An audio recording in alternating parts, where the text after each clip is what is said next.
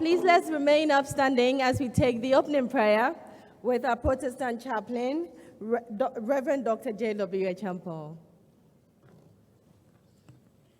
Please let us pray. Almighty and ever-living God, we give you praise, adoration, and thanks for the gift of our lives and the gift of this day. We give you all the glory and the praise for bringing us from far and near for this all-important anniversary celebration. We thank you, O God, for the life of this great and noble university, bringing the university to 70 years of existence, creating and developing human resources to impact our globe. And we give you all the praise and adoration for 40 years of Faculty of Renewable Resources and Renewable Natural Resources in our university. We give you all the praise for all the training of human resources, managers of our natural resources that through this faculty you have produced. As we are here for this anniversary celebration, we pray that your presence will be with us to guide and direct us. We pray for all facilitators that you use them to bless this occasion, to bring glory and honor to your name.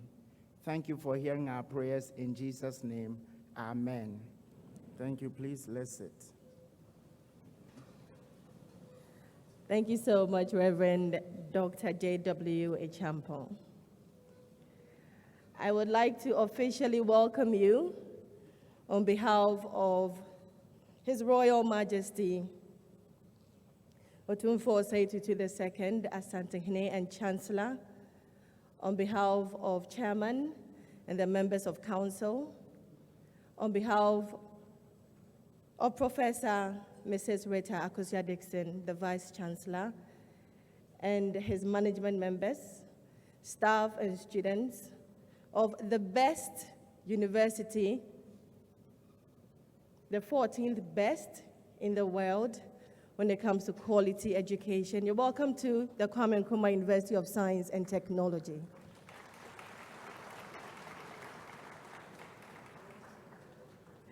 Well, this year happens to be our 70th anniversary. We have been celebrating this all year round with various activities.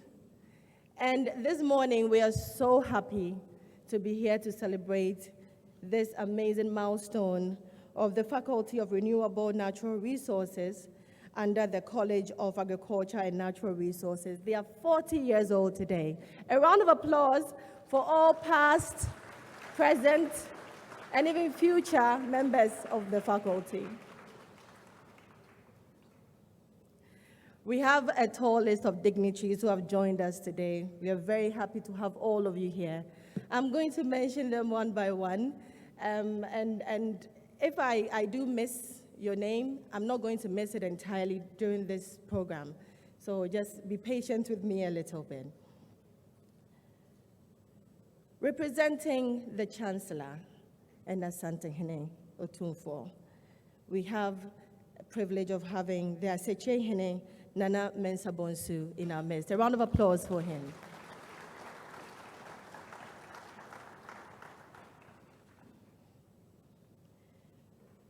We have in our midst the Minister of Lands and Natural Resources, Honorable Samuel Abu-Jinapor. Thank you very much. Representing the Vice Chancellor, we have Professor Enoch Asikri, the Dean for the Faculty of Agriculture.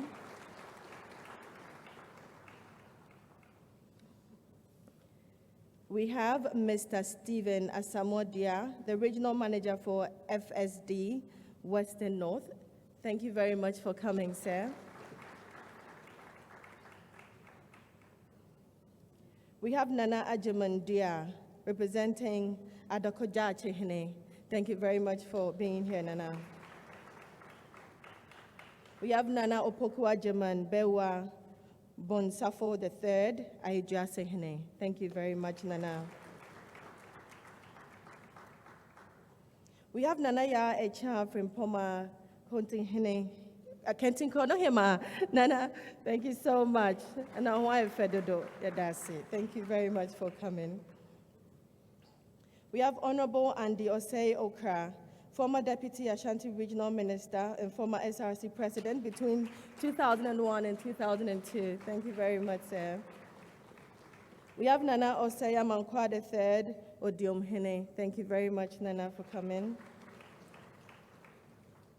We also have Mr. Bismarck Opong, representative of the Lands Commission. Thank you very much for coming. We have Mrs. Sarah Jan Owusu and Mr. J.K. Owusu. Now, Mr. J.K. Owusu is the former director for the faculty and his wife. That's his wife as well. Thank you very much for coming. We have Professor Nana Frimpong Mensah, Adontehene of Domiabra traditional area. We have Ochame Stephen Amankwa. Do we have Ochame here? Oh, thank you very much, Ochame. Thank you very much. Mr. Francis Echampong, also accompanying. Thank you. Thank you.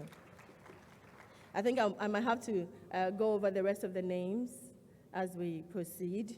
We would like to warm up the venue a little bit with some music from Ejako Nimo and his group. A round of applause for him. But before that, let me continue with our days, those on our days. I'm so sorry if I missed it earlier. We have the CEO of Tree Crops Development Authority, Honorable William Cueto. Thank you very much. Sorry, sir. The Deputy CEO of the Forestry Commission, do we have Honorable Nadia here? Thank you so much. Thank you so much. And I think we have Mr. Justice, the CEO of Summertex. The CEO of Summertex. Thank you, sir. Good morning. Good morning. Let me welcome one more time Ejako Nimo.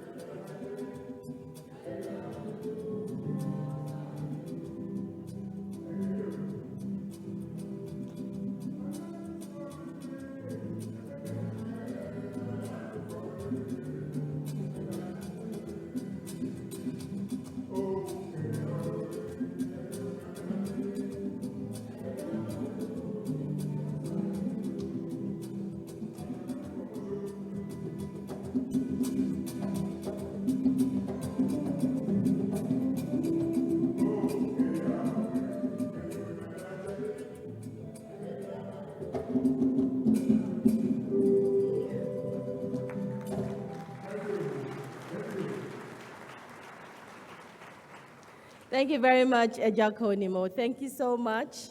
I'm going to continue with my list of dignities because we need to acknowledge each and every one of you here. Your presence here is so important to us.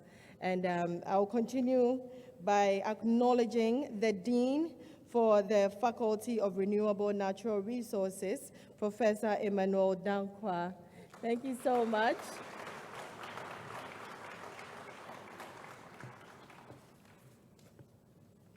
Well, we also have Nana Osei Yao Frimpong, the Inshaya Sohene, Yao Frimpong the second, Inshaya Sohene. Thank you, thank you. We have Nana Akosia Fobi, Ahensan Hema. Thank you, Nana. We have Nana Kweku Boache, Ahensan Akwemu Hene.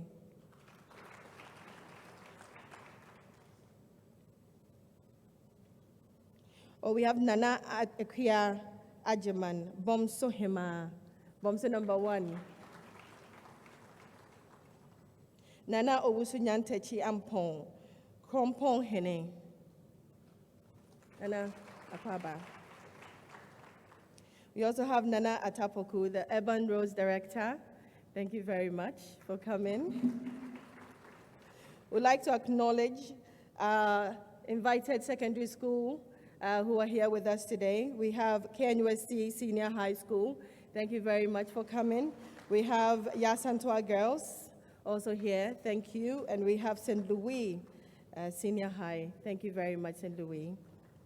We'd also like to acknowledge all the final year students of the FRNR. Thank you for being here. Renessa executives and all the members of Renessa who are here, lecturers, faculty members, staff, media, thank you very much for coming. Our invited guests, we'd like to acknowledge you as well. Now, moving on with our program, I'm going to invite Madam Dora Mensah, the Assistant Registrar for the faculty, to introduce our chairperson and our chairman for the morning.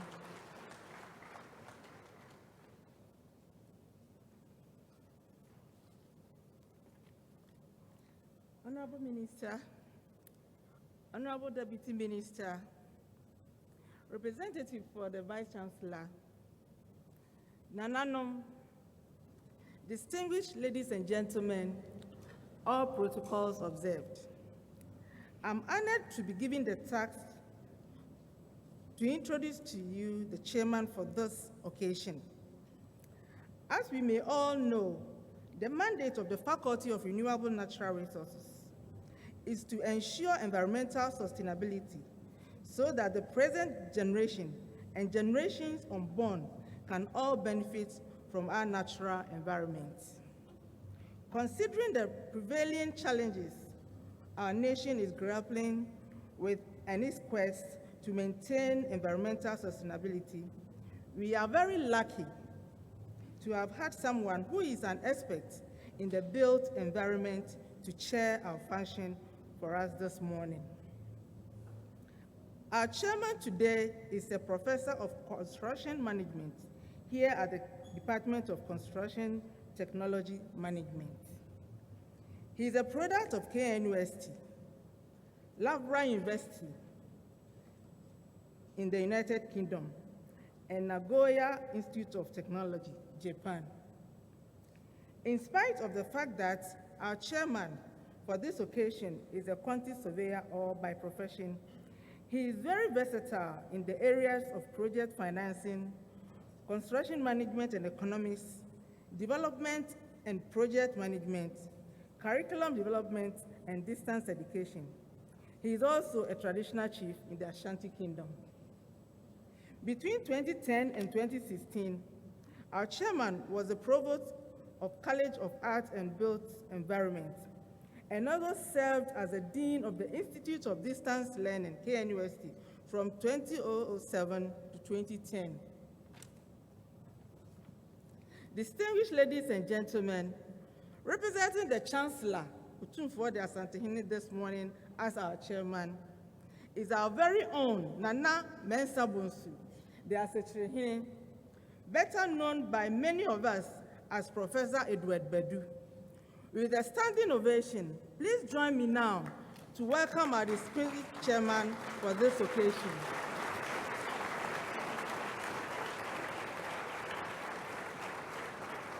Thank you.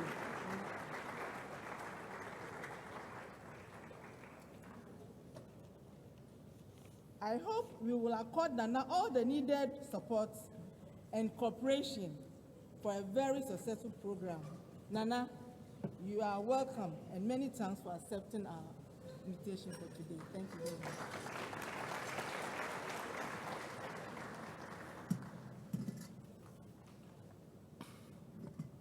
Good morning, distinguished ladies and gentlemen.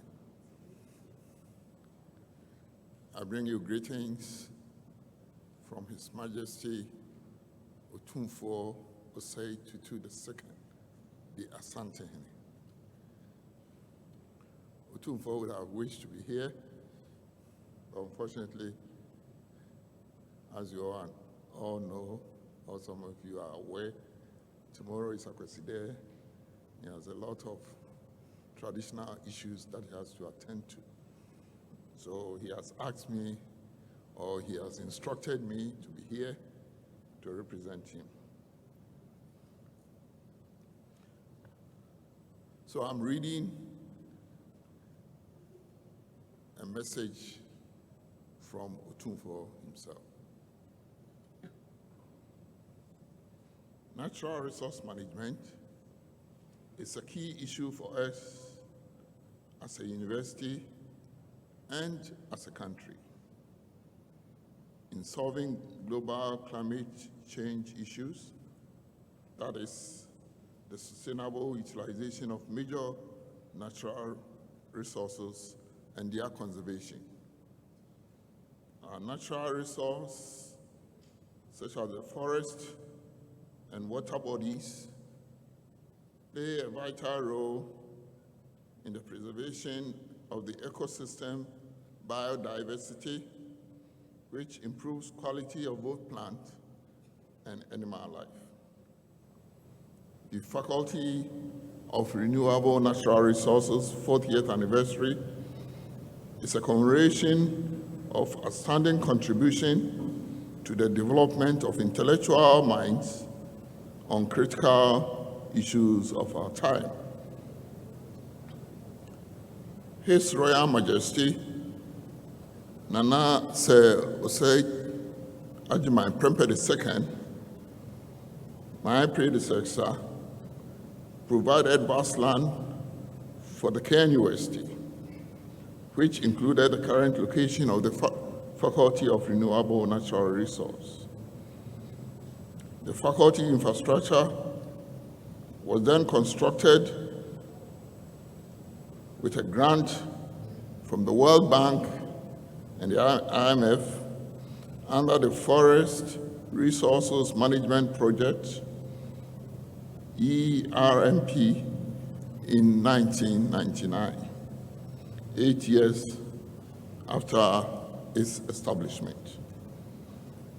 This has enabled the faculty over the 40 years impart Ghana with a training of over 6,000 graduates and postgraduates, natural resource managers, who are playing various roles in forestry, wildlife, fisheries, and water resource management globally.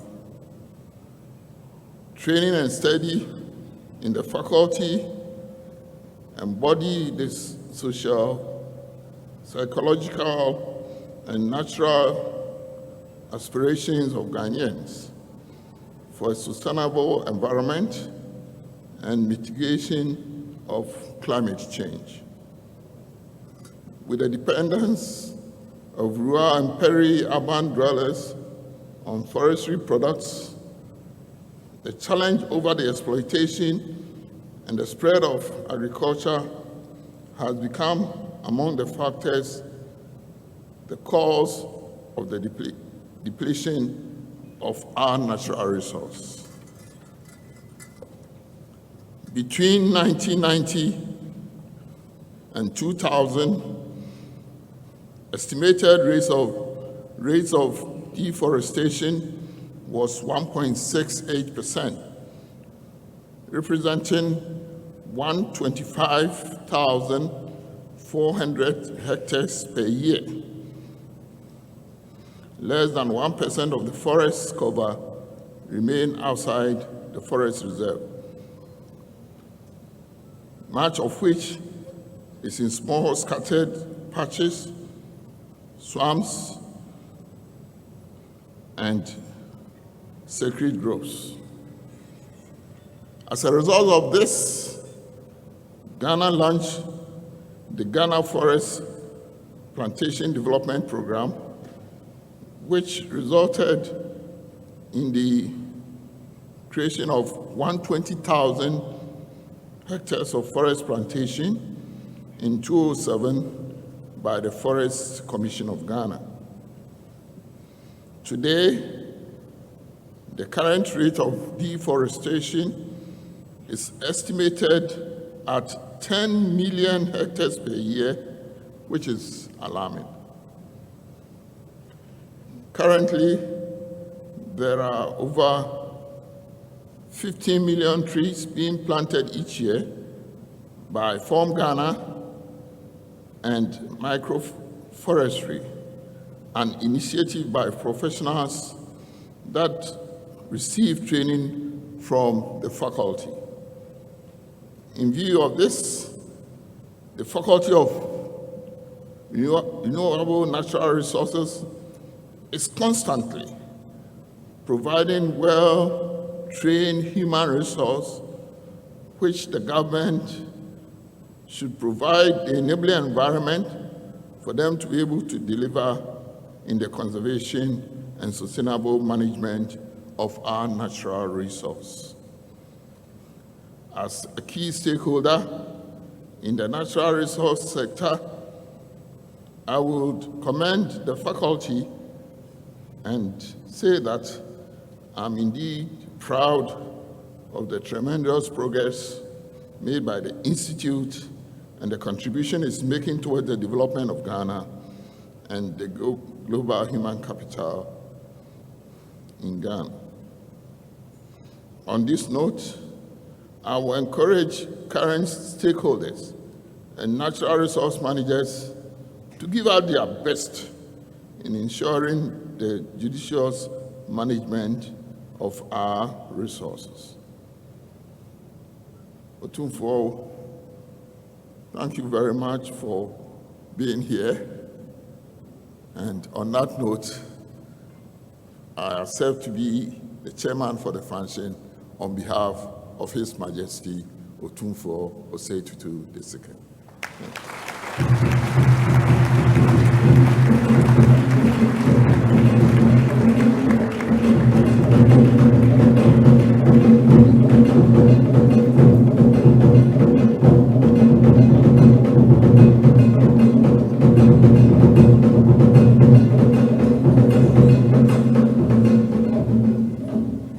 Thank you very much, Nana. Thank you very much. I'd like to also acknowledge the presence of the Deputy Minister for Lands and Forestry, Honorable Benito Owusubio, and also the MP for Achimangwa-Bieja. Thank you so much.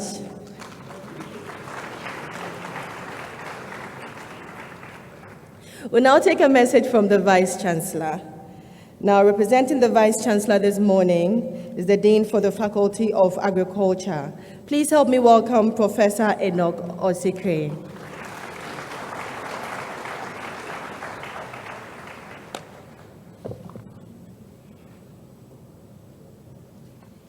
Good morning to everybody. The representative of His Royal Highness, Royal Majesty Otumfuo Osei Tutu, Minister of Lands and Natural Resources, Honorable Samuel Abujinapo, CEO of the Tree Cross Development Authority, Honorable William Cueto, Deputy CEO of Forestry Commission, Nananom, all invited guests, alumni, students, all protocols observed. the Kwame Nkrumah University of Science and Technology is 70 years old. And since last year, started the celebration of this milestone of impactful education, training, and community service.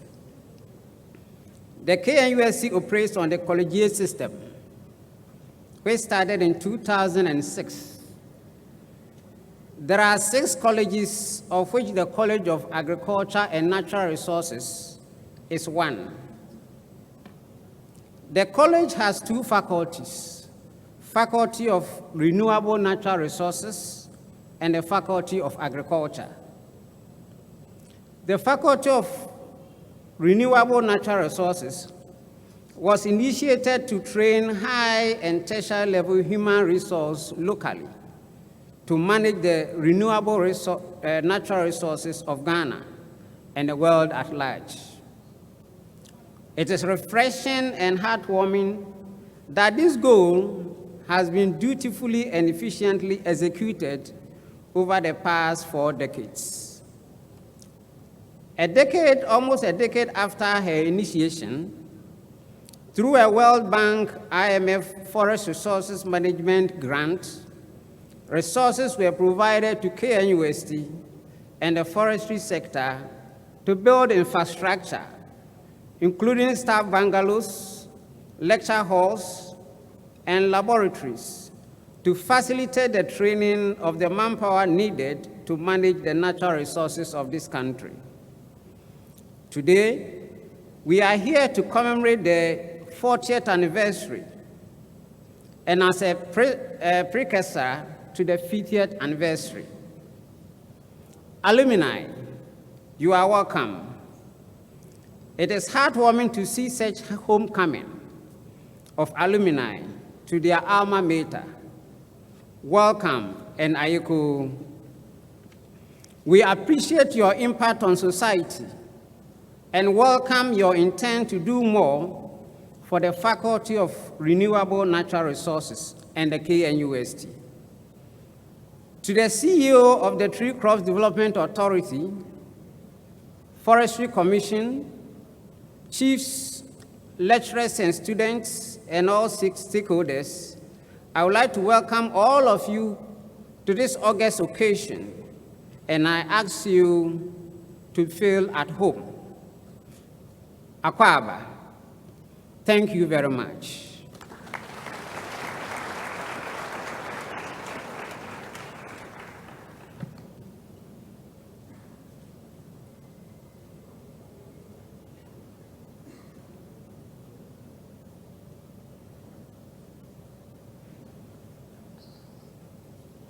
Thank you so much, Prof. I would like to especially acknowledge the hard work of the committee. 4 strong men who have put this program together, and it's amazing the way they've been running around the entire campus this whole time organizing. So let me acknowledge the chairman for the committee, Dr. D.E.K. Asiao. Where's Doc? I can imagine he's somewhere. Would like to acknowledge you. The secretary for the committee, Dr. Erasmus Ntete. Where's Doc? Hi, Doc. Done so well. We also have Dr. Benjamin Jampo, the committee, a committee member. Where's Dr. Jampo? Hi, Doc. And the final one, Dr. Kwesi Edu Obrikran. Should have schooled me on your name before I got here.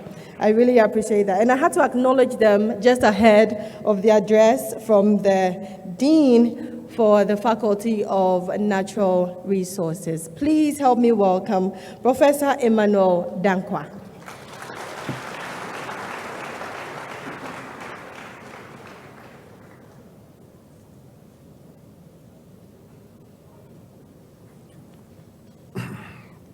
Thank you very much. His Royal Majesty Otumfuo 32, the second Lasantehene Rep, Nana Bedu. Honorable Samuel Abu Jinapo, Minister for Lands and Natural Resources. The Vice Chancellor's representative, my own Prof. Emmanuel Osekre, Honorable William Cueto, the CEO of Tree Crops Development Authority, all provosts and deans present, Mr. Nadia Suleimana, Deputy CEO of Forestry Commission, Nananum, invited guests, lecturers, alumni, students, all protocols observed. On behalf of the Faculty of Renewable Natural Resources, I want to thank you so much for coming for this occasion. This is certainly an exciting day for the Faculty of Renewable Natural Resources because we celebrate our Ruby Jubilee, that is our 40th anniversary. As has been said, exactly 40 years today, Dr. Esibe, in collaboration with the Chief Conservator of Forests of the then Forestry Department, which is now Forestry Commission, saw the need of training higher level resource management locally in Ghana and to manage the natural resource of the country. All these efforts led to the establishment of the Institute of Renewable Natural Resources on the 1st of October 1982, exactly 40 years from now. Initially, our location was at the commercial area,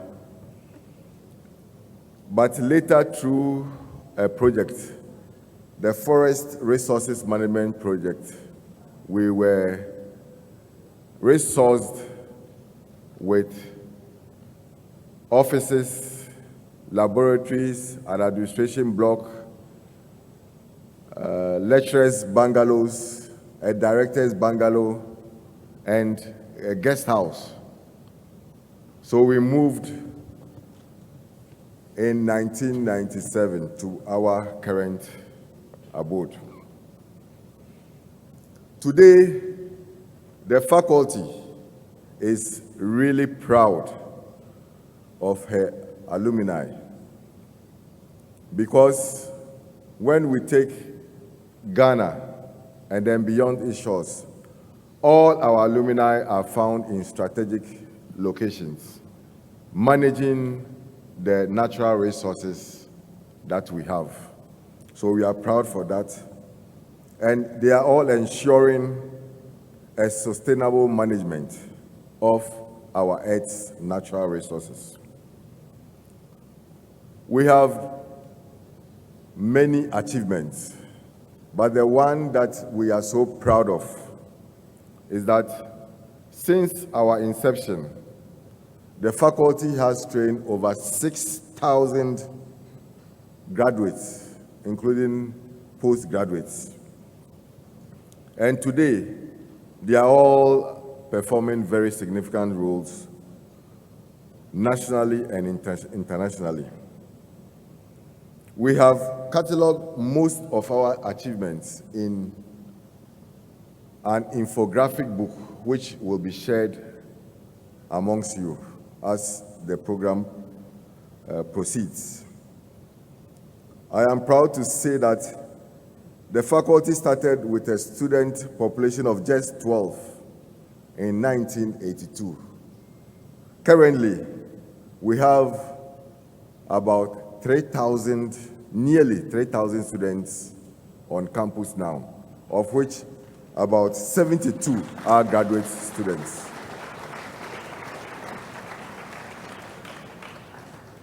I'm also happy to tell you that As part of our celebrations, our alumni are supporting us to construct a state-of-the-art computer and GIS lab.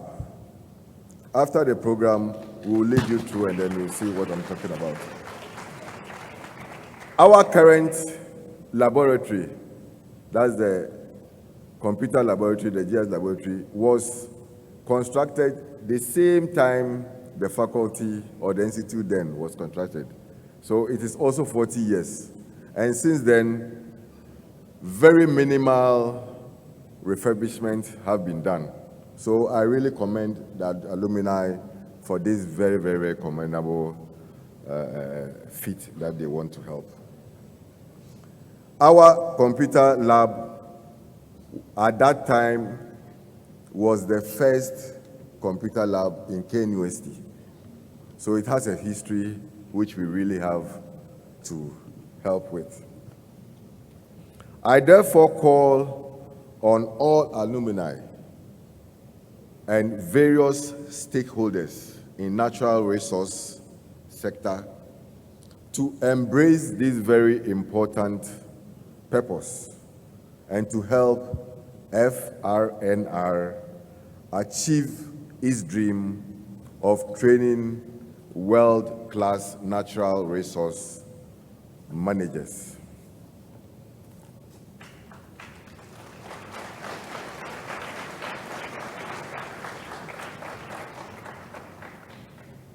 So I officially welcome all of you to join us in celebrating our 40 years of training natural resource managers and then getting into a new age of getting into a new focus. It is sad to know that despite the increasing number of students in the faculty has very limited resources. One part of our training is practical demonstration.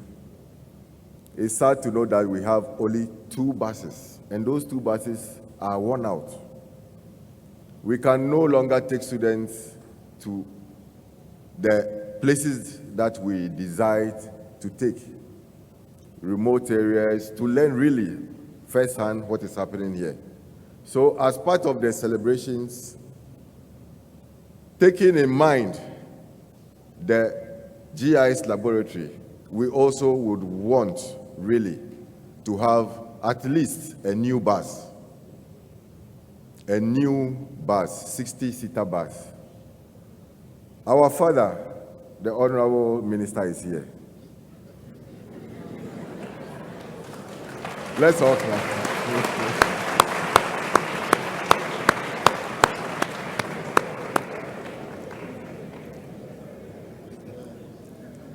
We are placing it at his feet. We don't want to be too greedy. If we get a new one, hallelujah. But if we get a good one in good condition, we will also thank him so much for that.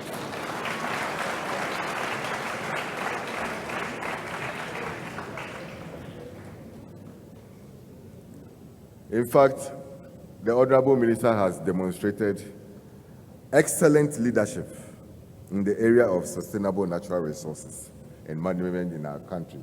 So I wish to commend him for that.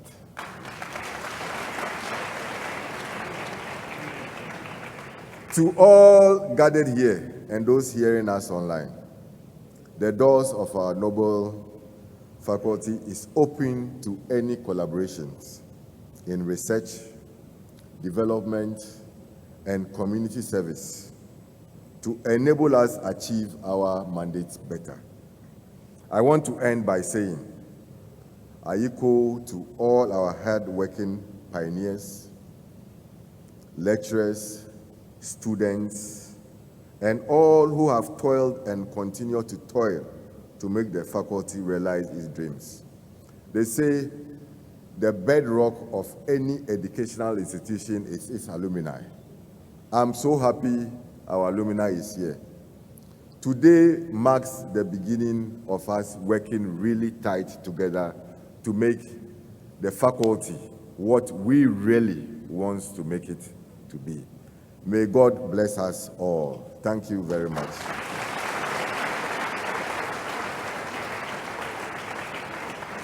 Well, thank you so much, Professor Emmanuel Dankwa, the Dean for the Faculty of Renewable Natural Resources. Let's give him a round of applause. You know, here at KNUST, we value partnerships so much, especially with industry. One of the partners who have been outstanding, especially for this faculty, is the Tree Crops Development Authority. Please help me welcome the CEO, Honorable William Cueto.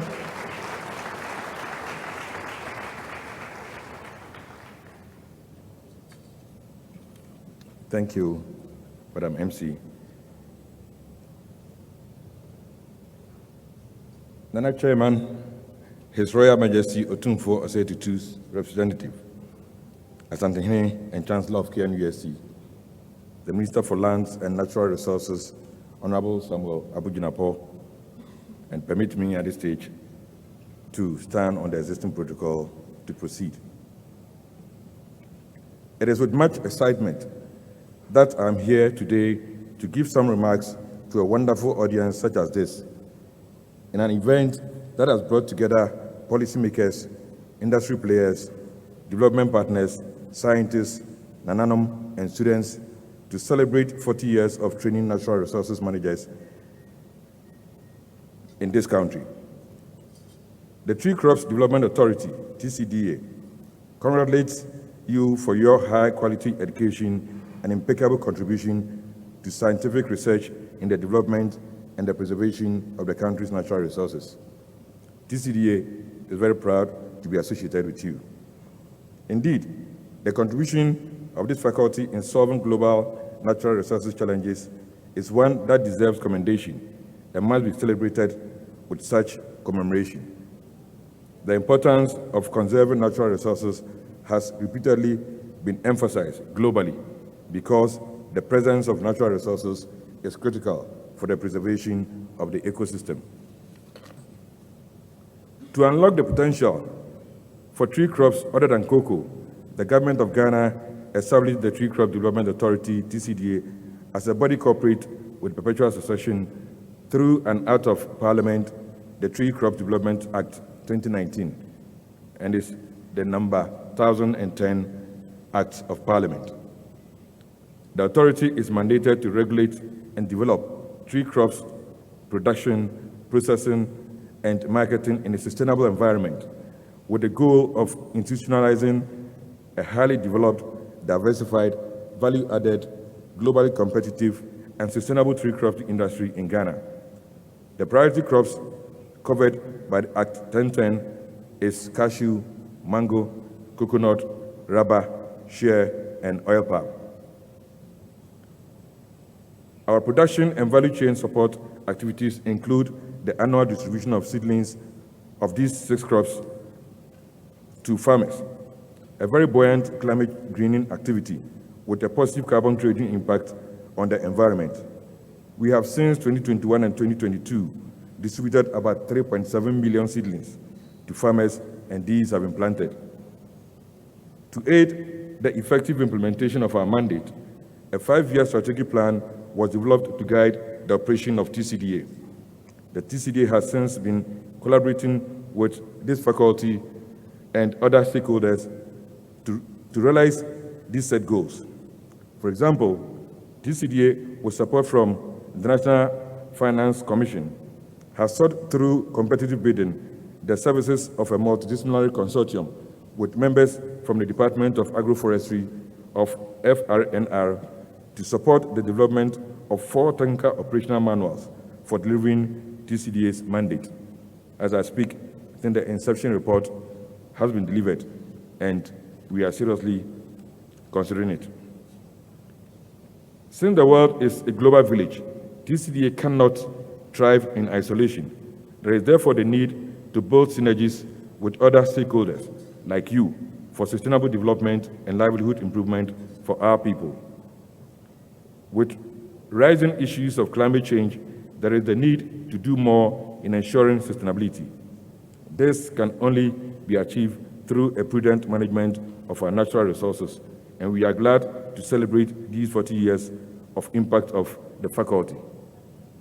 We are happy to say this collaboration and synergy building with the faculty shall continue in the future with positive resultant impact and in clear fulfillment of the UNDP Sustainable Development Goal 13 of positive climate return.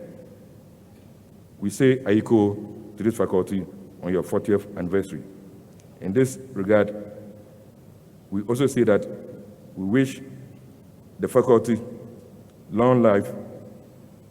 We also say KNUST long life, Ministry of Lands and Natural Resources long life, and of course TCD also should have a long life. We thank you so much.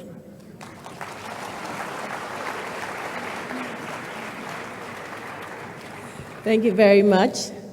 I'd like to use this as a point of contact to encourage all of us to continue with our collaborations with the faculty and, of course, to enhance as well.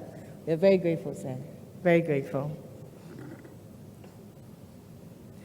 I think when the Dean was speaking earlier, he acknowledged the alumni being the bedrock of this faculty. And we are very happy to have the National Alumni representative here this morning. Please help me welcome the IUCN Ghana Project Coordinator. Her name is Mrs. Sadia Bobtawa Owusu Amofa. Hello. Good morning. You look stunning. Thank you very much for coming. Very good morning to you all. Nana Chair, the representative of His Royal Majesty Otumfuo Osei-Tutu II, the Honorable Minister for Lands and Natural Resources, my sector minister, representative of the Vice Chancellor, the Dean of the Faculty of Agriculture, the Dean of the Faculty of Renewable Natural Resources, Professor Dankwa, CEO of the Tree Crops Development Authority, Deputy CEO of the Forestry Commission, the Deputy Minister, the Ministry of Lands and Natural Resources, my Deputy Minister for my sector ministry, all senior lecturers present, Nananum, fellow alumni. Can I see the alumni in the house? Say Nachu. Thank you. Distinguished invited guests, students, ladies and gentlemen, all protocol observed. On this very important milestone of 40 years of the Faculty of Renewable Natural Resources, I am very humbled by this opportunity to stand in, albeit informally, for all the great men and women who have the privilege to call this faculty, that is Nachu, our home and cherished alma mater. I graduated in 2006 with a BSc in Natural Resources Management, Agroforestry option. So my fellow alumni, I do hope that whatever I say is actually a representation of how we feel. And I think that moving forward, Professor Danko has mentioned it himself, we would see how to forge a much stronger relationship. So do bear with me. Indeed, on my drive here into campus yesterday, I could not help but reflect, on my time here as a student, some 16 to 20 years ago. Yes, it's been that long and it seems just like yesterday. I noticed how much a lot has changed when I moved in here in terms of infrastructure, the landscaping, and it was very good to see the new changes that have sprung up. So I'd like to take this opportunity to applaud the university administration and all our stakeholders for the good work being done. There is still room for more. Nana Chair, 40 years of existence and impact is no mere achievement for a faculty that is renowned for its high-quality education, impeccable contribution to scientific research, in the development and conservation of Ghana's renewable natural resources, and indeed contributing internationally as well. FRNR is undoubtedly among the key contributors, if not the greatest contributor, of skilled experts and managers of our country's precious natural resources. The faculty can boast, as Professor already said, over 6,000 graduates who are holding various top positions in natural resource management and excelling in fields such as forestry, wildlife, water resources and fisheries, mining, international development, academia, banking, just to mention a few. As the FRNR celebrates 40 solid and impactful years under the theme 40 years of training natural resource managers, a new age for a new focus, it is an opportunity for reflection, indeed, assessment of where we have come from, where we are, and where we want to be, perhaps in the next 20 or 10 years. As alumni, and this is where I'm hoping that I'm speaking for all of us here, not you, we would be delighted to see and are happy to work with the administration to forge a deeper and structured relationship with our alma mater in order to tap into the huge stock of knowledge, experience, and other resources of our highly skilled and diverse alumni towards enhancing teaching, learning, and most importantly, being somebody who is coming from the industry, mentorship and holistic preparation of our graduates for the real world out there. That is the industry. Indeed, a well-structured approach and system for engagement of alumni would be very instrumental in harnessing that is our contribution to our alma mater and university at large. The identification of the construction of a state-of-the-art computer and GIS lab as a top need of the faculty has been noted by alumni. Indeed, I must add, and I'll correct you there, Professor Dankwa, the computer pool that you mentioned was actually established by the executive of RENASA. And when I was the vice president, at that time, the president was Dr. Erasmus-TEK. So, yes, it was established when the IRNR, as an institute, was now converted into a faculty. So it's actually 20 years old. And I'm very proud to say that during our tenure of office, we mobilized funding to establish that computer pool.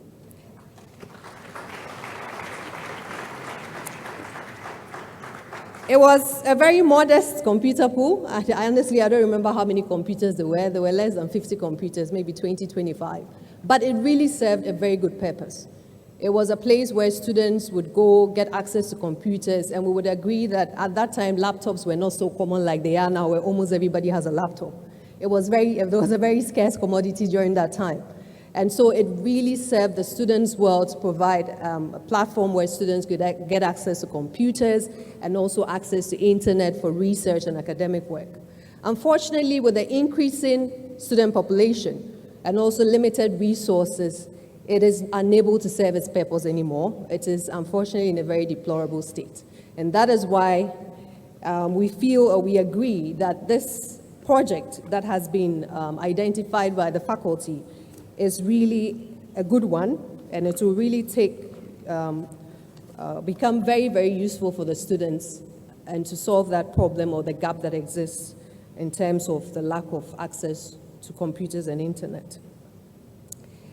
So by saying that, I think that the alumni, and I'm saying again, hoping that we would rally around each other, we welcome this project and would take steps to mobilize ourselves in the year groups to see how best we can contribute to the realization of this dream, as well as share ideas and on other opportunities that we really need to capitalize on to propel our great alma mater, that is the FRNR, and in fact the university as a whole, to greater heights.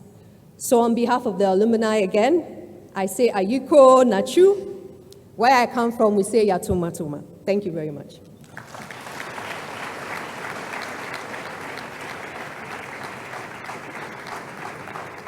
Well, thank you so much, Mrs. Sadia Owusu Amofa. To the alumni, I can imagine you've been informed of what will happen after the program. Or do I have to reiterate it? Just behind the Great Hall. something small has been planned, so please don't be in a hurry to leave. Be here and let's celebrate the faculty together. I'd like to acknowledge the presence of the former Deputy Chief of Staff to the former President of Ghana, His Excellency John Dramani Mahama. We have Honorable Johnny Osei at the Great Hall. Thank you very much.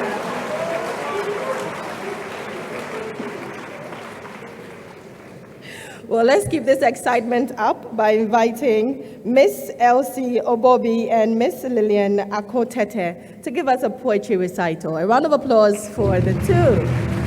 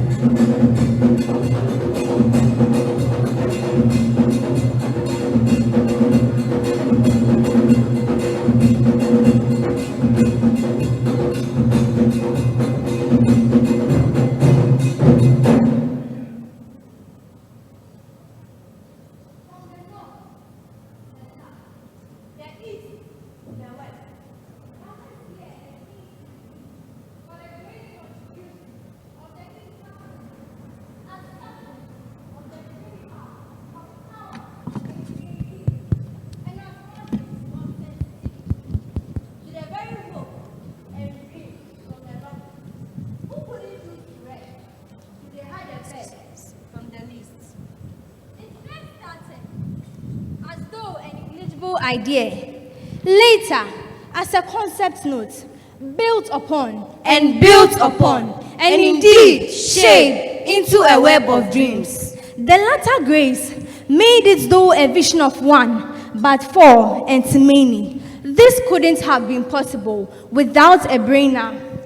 Dr. Esibe, the founder, whose name stands as a symbol of conservation, who saw the need to empower higher grades of manpower, to better manage the natural resources sector and make room for a better future, of which you and I are the beneficiaries, did not hesitate to make the then Institute of Renewable Natural Resources an option.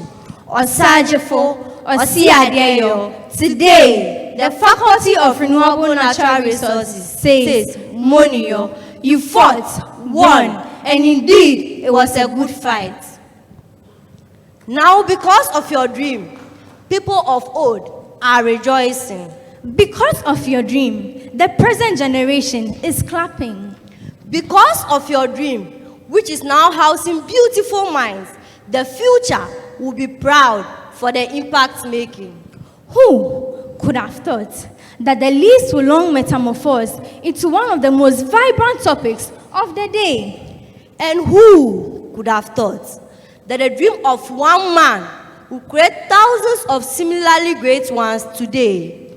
Who could have thought that with a single sweat from a beautiful mind, this place we call home could be a place of hay? Osajefo, Osiadeyo. Today, the Faculty of Renewable Natural Resources says, Monio. Throughout the primary aim of raising intellectuals, You made the Institute of Renewable Natural Resources a mother. First begat her quadruplets, which have grown to bear multiple fruits from one seed, wood science and technology. Giving people reasons to prioritize our timber species. Wildlife and management. Giving people skills in protecting the diversity of life in the wild. Silviculture and forest management. Building professional frontliners for the sustainable management of our forests and forest resources. Freshwater fisheries and watershed management. Training professional people to preserve our resources as they are using our aquatic environment.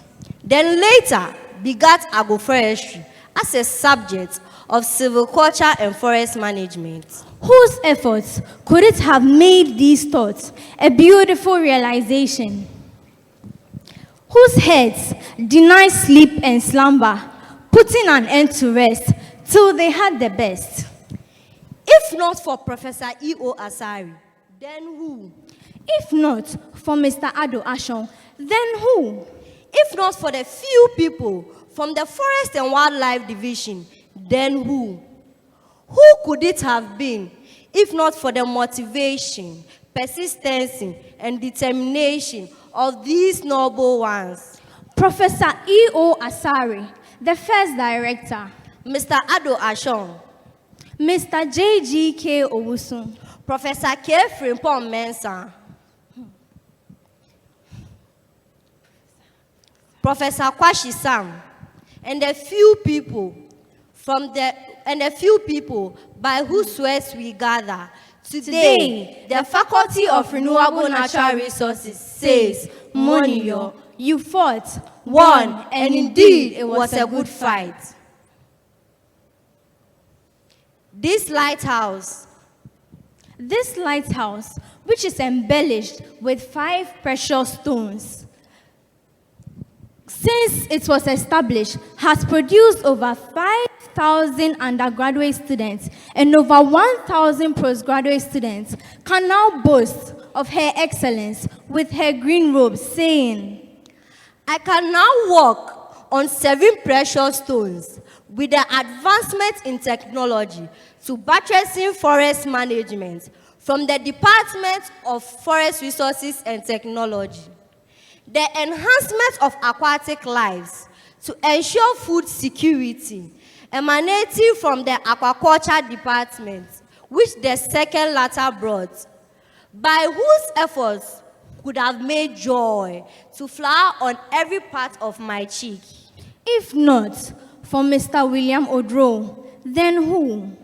If not, of course, Professor Steve Emisa, then who? If not the input of Professor Emmanuel Dankwa and Professor Boateng Tre, then who?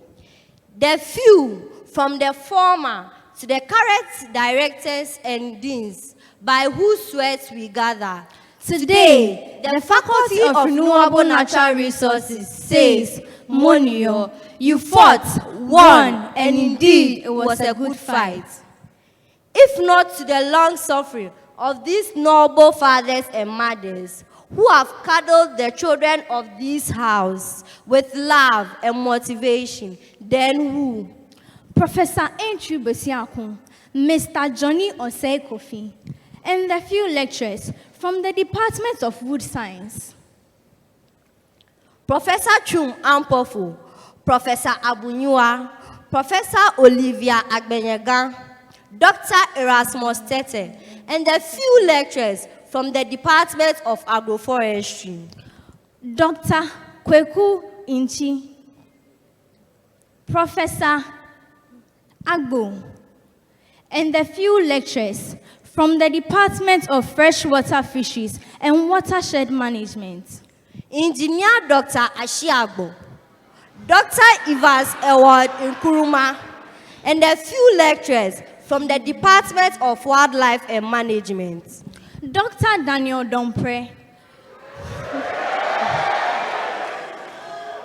Dr. Joanna Sewa, and Dr. Daniel Dompre, who is the patron and founder of the Renewable Masqua, and the few lecturers from the Departments of Silviculture and Forest Resources Management.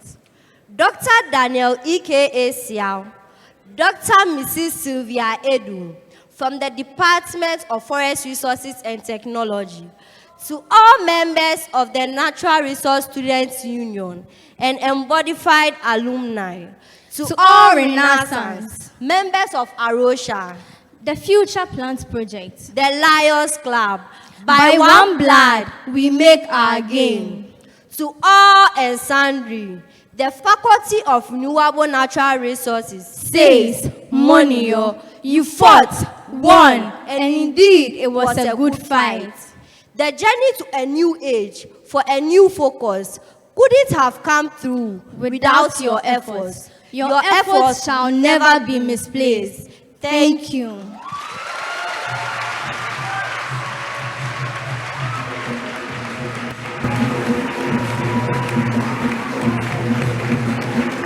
Wow. Wow. Very beautifully done, ladies.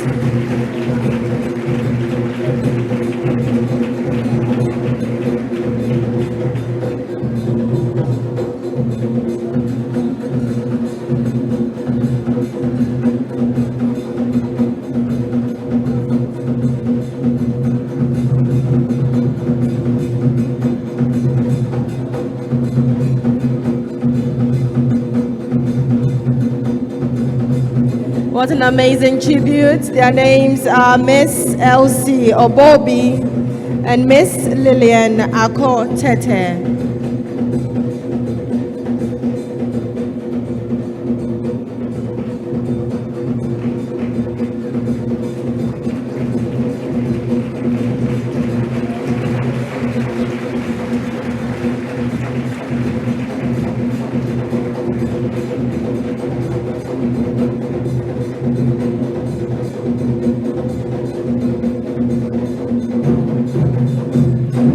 A round of applause for them one more time.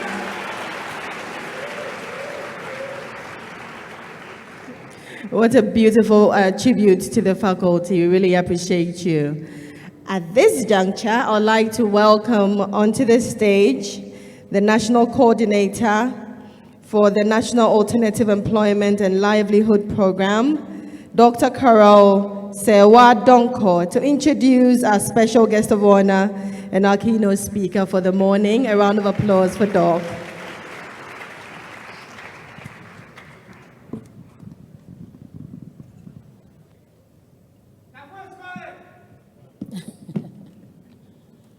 Thank you very much, Madam MC. And that was definitely a beautiful performance by them. Good morning, Nana Chair, Honorable Minister, distinguished ladies and gentlemen. Permit me to please stand on the existing protocols already.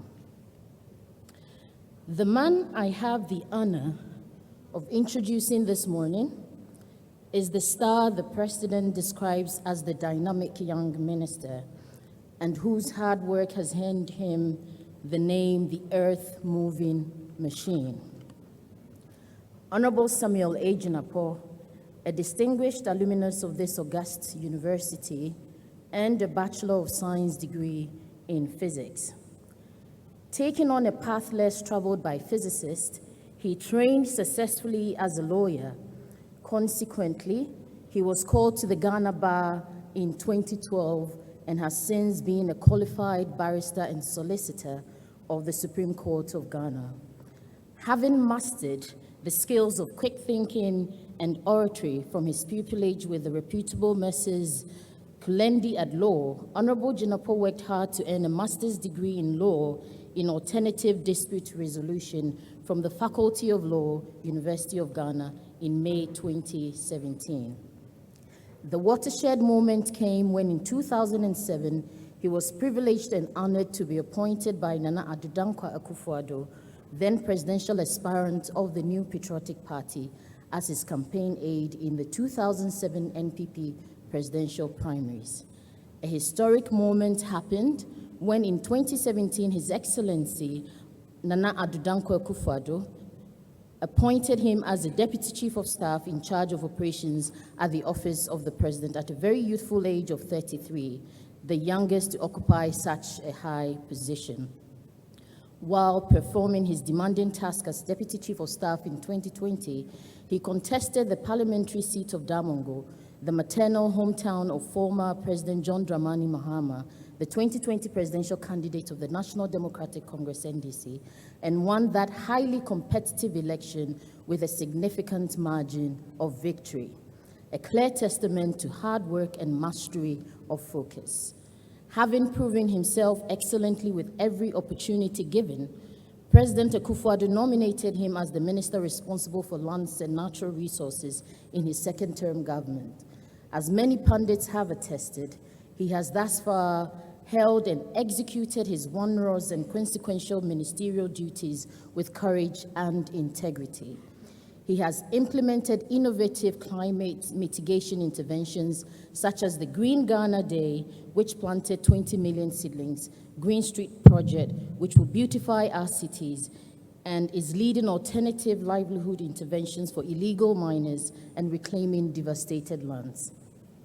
He is happily married to Mrs. Nada B.D. Janapo, a lawyer and head of the Corporate Law Department of the Social Security and National Insurance Trust, SNIT of Ghana, and the exemplary marriage is blessed with 4 children. Help welcome on stage a man of focus, an example to youth excellence, Ghana's Galamsey chaser, the Honorable Samuel A. Jinapo.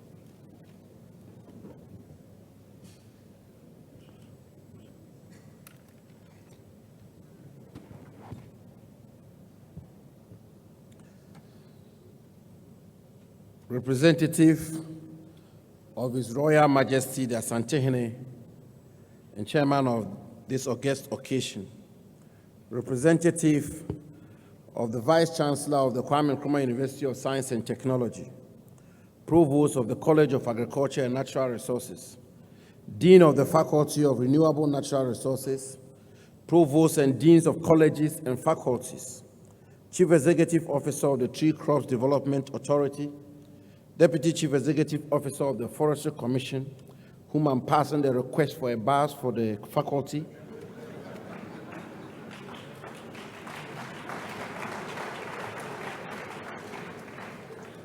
Chairman and members of the Anniversary Planning Committee, senior members, my revered Nananom from Asanteman, staff and students of this great university, distinguished guests, ladies and gentlemen.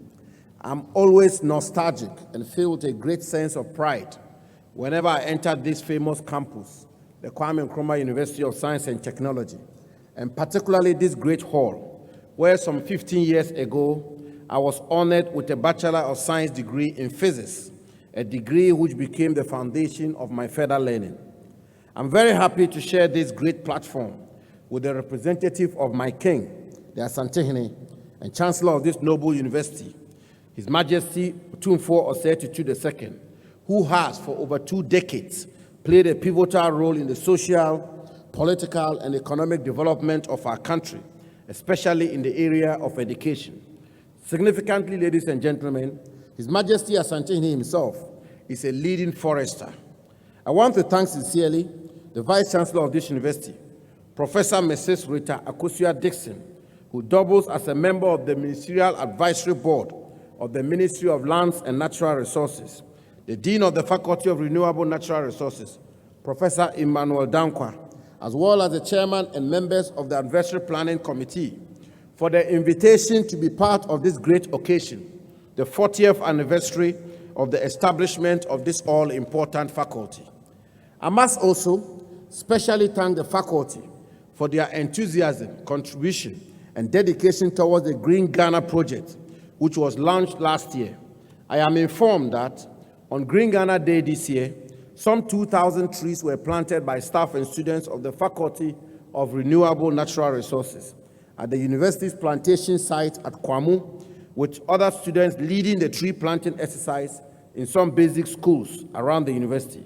It is my hope that you will continue to support this initiative for us to restore the lost forest cover of our country and come to grips with the climate crisis. Ladies and gentlemen, distinguished guests, permit me to specially acknowledge my Deputy Minister, who is responsible for lands and forestry, 5-term Member of Parliament for Achuman Wabiaja North, Honorable Benito Owusubio, himself a forester and a surveyor in good standing, and an illustrious alumnus of this great university, whose contribution to our daunting task of managing our natural resources has been phenomenal. Thank you, Mr. Deputy Minister.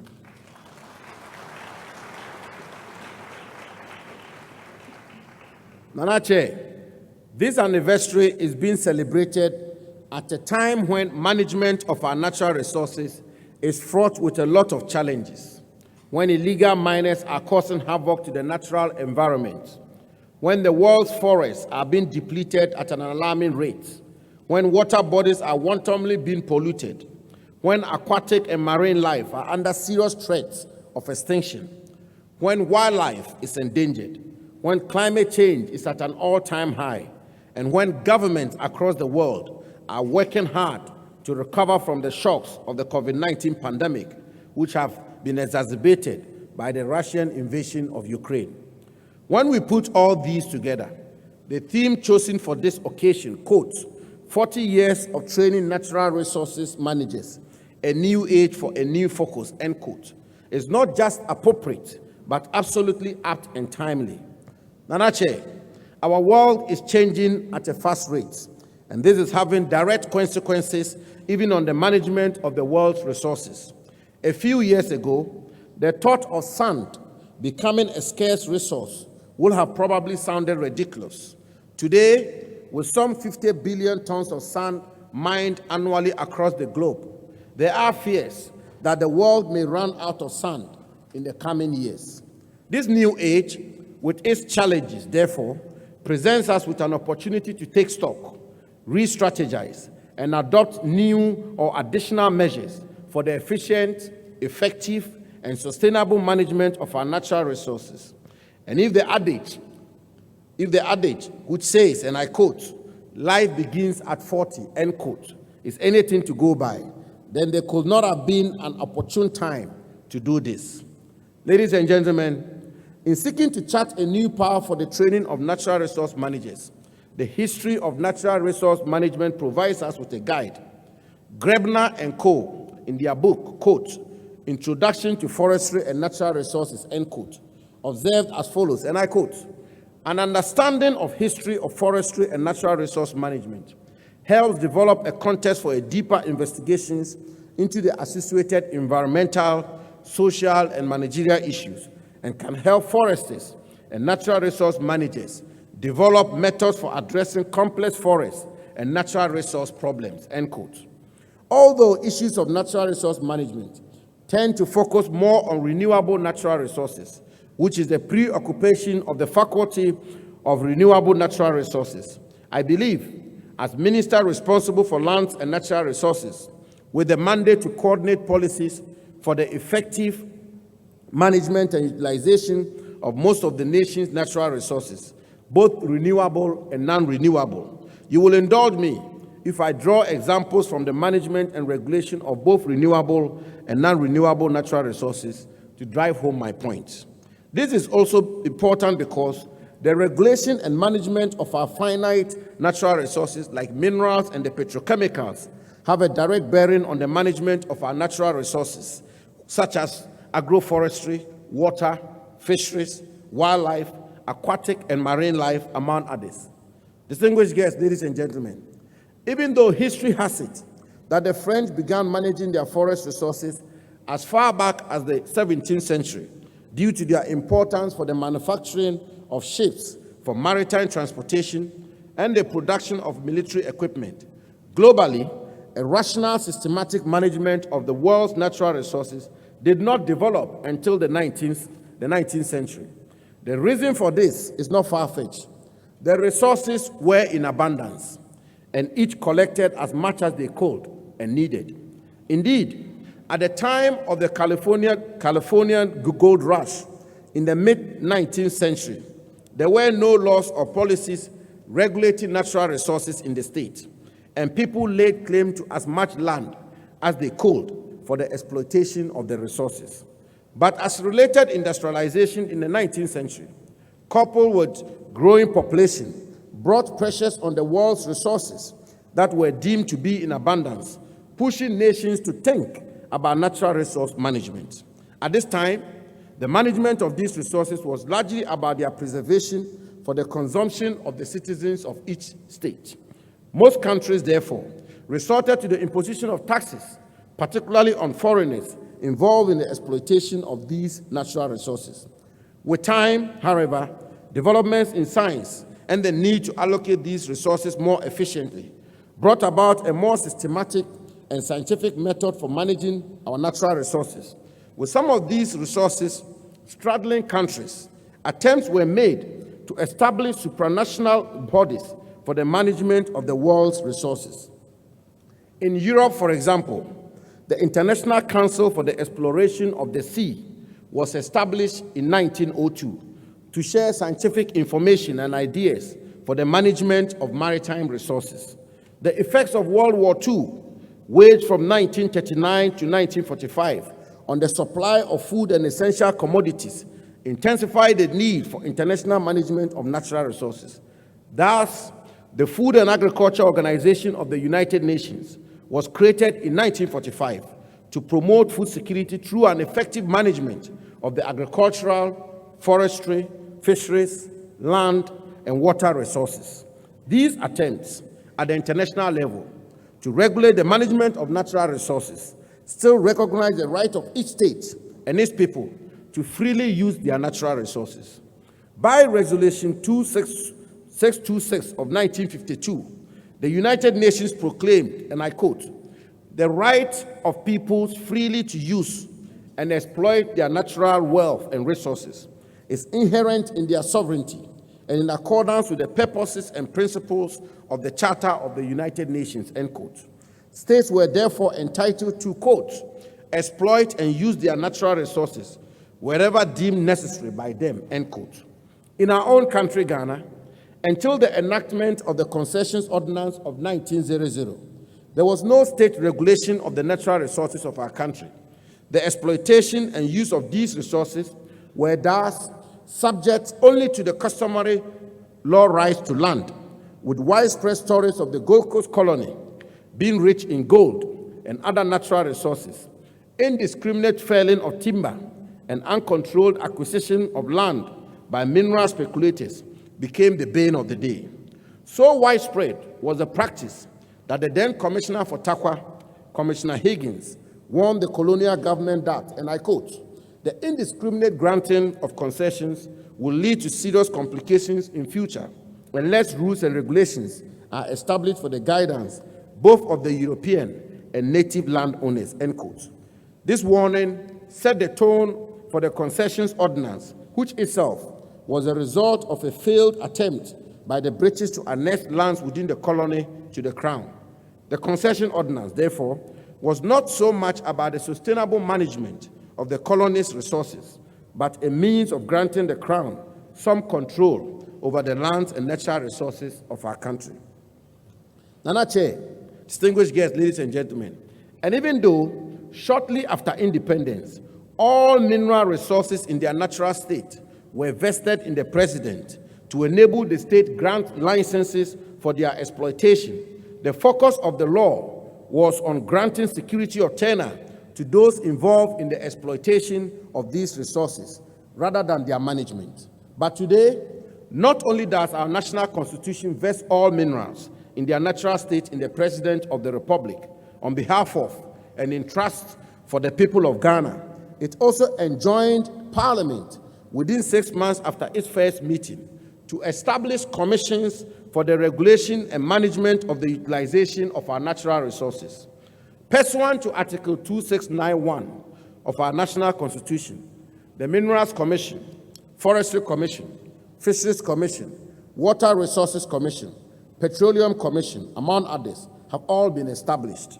Nana Chair, distinguished guests, it bears emphasizing that these commissions are not only charged with the regulation of their respective natural resources, but they are also responsible for the management of the utilization of these resources. The Constitution itself, therefore, recognizes the need to manage these resources for current and future generations. In addition to this constitutional command, we, as part of the Committee of Nations, have an additional obligation to ensure the proper management of our natural resources for the protection of planet Earth. For despite the permanent sovereignty over natural resources, the depletion of the forest or fisheries resources of a country have a direct consequence on other countries. The climate crisis we are experiencing attests to this effect. The Intergovernmental Panel on Climate Change, for instance, reports that between 2007 and 2016, agriculture, forestry, and other land use activities accounted for some 13% of carbon dioxide, 44% of methane, and 81% of nitrous oxide emissions from human activities globally, representing 23% of total anthropogenic emissions of greenhouse gas emissions. And this is manifesting across the globe through changing rain patterns, rising sea levels and surface temperatures, and the melting of the Antarctic Sea and glaciers, with their attendant consequences on food and water security, poverty, increased inequalities, among others. Nana Chair, the importance of natural resources to our very survival cannot be overemphasized. The American forester and former governor of Pennsylvania, Gifford Pinchot, was spot on when he said, and I quote, "Without natural resources, life itself is impossible. Upon them we depend for every material necessity, comfort, convenience, and protection in our lives," end quote. Their efficient, effective, and sustainable management is therefore crucial for the prosperity of every nation and the world at large. In days past, our forebears protected these resources through the use of taboos and totems, the idea of sacred places, sacred days, gender restraints, among others. Among the accounts, for example, gold was regarded as sacred, to be mined only for the good of the community. The story is told of how the gods collapsed 2 gold mines built in the 17th century by the Portuguese in Abrobi and Abuasi in the central region for attempting to extract gold for their benefit rather than the good of the community. Today, even with advancement in science and technology, these resources are being exploited with impunity without regard to traditional norms and customs and without regard to their long-term impact on current and future generations. Managing these resources requires that we strike a balance between their exploitation and conservation, paying particular attention to their impact on the environment and biodiversity. The idea to establish this faculty, to train professionals here in our country, and thereby inject local content into their training is indeed a noble one. While a general understanding of natural resource management is important, integrating domestic perspectives into conservation strategies is crucial. We can derive optimal benefits from our resources if the managers of these resources have a tailored training regime that exposes them to the peculiarity of the Ghanaian society, including our laws, policies, cultures, land tenure system, and socio-economic environment. Nana Chair, ladies and gentlemen, one of the policies of the government of President Akufo-Addo has been the promotion of local content and local participation across the value chain of our natural resources. With our mineral resources, for example, we have enacted the Minerals and Mining Local Content and Local Participation Regulations 2020, LI 2431, to promote the use of local expertise, goods and services in the mining industry. The Wildlife Resources Management Bill, which we have laid before Parliament, also seeks to institutionalize the community resource management areas, CREMES, to be managed by locally elected management committees as a means of ensuring local participation in the management of forests and wildlife resources. All these efforts require that we build local capacity to meet the demand for the sustainable management of our resources. And we can only do so if we develop programs that respond to the demands of the day. As an educational and research institution, the faculty must take a lead role in educating the general population and local communities on the roles and responsibilities in the management of these resources. Admittedly, as trustees of these resources, the government has a greater responsibility for their sustainable management through the promotion of relevant policies and laws, but the ultimate responsibility lies on the shoulders of each one of us, citizens, residents of Ghana, and visitors alike. It is a collective responsibility. As ably articulated by the renowned American playwright Eda Lesham, and I quote, "Until every individual feels personally responsible for the careful planning and preservation of natural resources, the inexorable destruction will go on," end quote.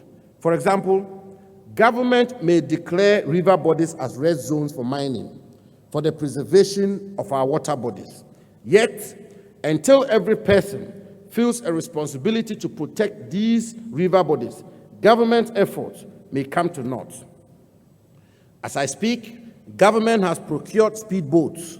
We are patrolling the water bodies of our country. We are arresting perpetrators. We are decommissioning and demobilizing excavators and other mining equipment. Yet, there are still some nation wreckers who only seek their personal interests and who are conniving with residents in the communities to find every available means of outwitting our efforts, including mining in the night. Today, people are trading their farms to illegal miners to mine without sparing a thought about the long-term consequences of their actions. In some communities, illegal miners are mining right in the town, in the full glare of the chiefs and people, and yet no action is taken by the chiefs, the community members, the local authorities, the district security council, opinion leaders, among others. Quite disheartening is the fact that members of these local communities who bear the most and immediate brunt of the destruction of the river bodies, farms, forests, and the rest are the same people aiding these illegal mining activities. When we imposed a ban on the harvesting, salvaging, and trading in rosewood, the cartels involved in this trade, ostensibly aided by the members of the community, continue to harvest rosewood.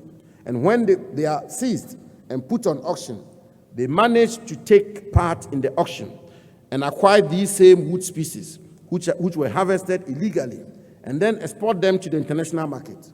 Eventually, we had to ban the auctioning of rosewood and the issuance of the Convention on International Trade in Endangered Species of Wild Fauna and Flora, CITES permit for the export of rosewood.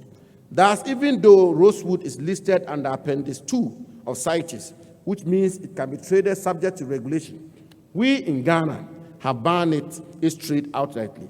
Like many of us, Nanache, with the greatest of respect and in all modesty, I come from a palace, and I can say, without a shred of equivocation, that in most cases, no one, and I repeat, no one can bring a chainsaw to harvest rosewood in a forest, or an excavator to mine in the bush, or champagne to work on a river body in a community without the knowledge, acquiescence, or passive approval somehow of the chief, elders, the assemblymen, opinion leaders, and or local authorities in the community.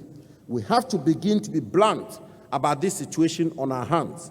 It is the honest truth, and sadly for me, I am having to say it and do so publicly. Ladies and gentlemen, you may have heard that on Thursday, 29 September 2022, on behalf of the President of the Republic, I paid a working visit to our men and women in uniform, the Operation Hall 2 team, in Manson, Datanu, in the Amansie South District, and I was shocked by what I saw. Almost a whole community had been created in the heart of the forest, with poultry and goat rearing, sheds, beds, kitchen, bathrooms, among others. The devastation must have been occasioned by years if not decades of destruction. And the question I ask is, how could this have happened on the blind side of the chief, elders, assemblymen, unit committee members, district police commander, district chief executive, the district officers of the Minerals Commission, Forestry Commission, Environmental Protection Agency, and the members of the community?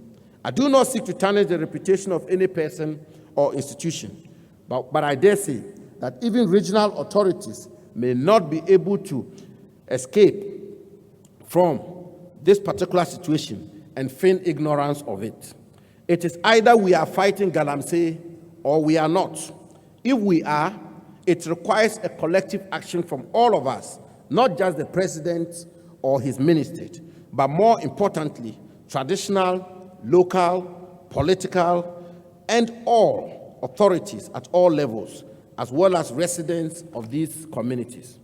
Distinguished guests, ladies and gentlemen, I refer to these observations not as a way of shirking our responsibility as a government or passing blame. Indeed, in the past few years, we have put in place several measures to deal with this canker. We have, for instance, banned recognizance, prospecting, and/or exploratory activities in forest reserves, placed a ban on the manufacture, sale, or supply of the floating platform, popularly referred to as champagne, revamped community mining schemes, and developed an operational manual to regulate it. We are carrying geological investigations to block out more areas for responsible small-scale mining. We have introduced a mercury-free gold processing equipment to help small-scale miners extract gold from the ore without the use of mercury. And we have launched an alternative livelihood and employment program to provide alternative sources of livelihood for those involved in illegal mining. In addition to the above, we have also held national and regional consultations, engaged all relevant stakeholders, including the national and regional houses of chiefs, the regional security councils, metropolitan, municipal, and district chief executives in the mining regions of our country, and we have established small-scale mining committees in all 83 mining districts in the country to assist in the effective monitoring of small-scale mining activities. Yet, the problem persists. Nana Chair, ladies and gentlemen, we now truly requires all hands on deck now than ever. Through the Green Ghana Day and our reclamation efforts, we are seeking to restore the lost forest cover of our country. We are implementing the Joint Framework for Action, which we signed in 2017 with 36 cocoa and chocolate producing companies under the Cocoa and Forest Initiative to halt deforestation and forest degradation in the cocoa value chain, to ensure that the promotion of our cocoa does not negatively impact on our environment and forest resources. We are using technology to track wood from the forest to the market to ensure that any wood that gets onto the market is sourced, processed, and traded legally. Already, Cabinet has granted approval for the conversion of 156 timber concessions and permits into timber utilization contracts, TUCs, to be ratified by Parliament in accordance with Article 2681 of our National Constitution and Section 9 of the Timber Resources Management Act 1997, Act 547, as part of efforts to enhance environmental and natural resource governance. We have also laid before Parliament a new Wildlife Resources Management Bill to revise and consolidate all laws relating to wildlife and protected areas, bring the new legislation into conformity with existing policies in the sector, and provide for the implementation of international conventions on wildlife to which Ghana is a signatory. All these efforts we are making will not be enough without the support of all of us. We will not make headway if natural resource managers, forest managers, range managers, silviculturists, security personnel, and other professionals connive with the very people against whom they are to enforce government's policies and laws. We cannot come to grips with these issues if they continue to be politicized and exploited by political parties for their personal gains. Nana Chair, distinguished guests, ladies and gentlemen, it cannot be right in the face of all of these challenges for opposition political party leaders to say, and I quote, "If you vote us into power, We will release all jailed illegal miners and allow you to mine, end quote. Likewise, it cannot be right if ruling party leaders put their political or economic fortunes ahead of this fight. This fight must be above partisan politics. It must be a national fight, and it requires all of us, our collective effort, to win this noble struggle of ours.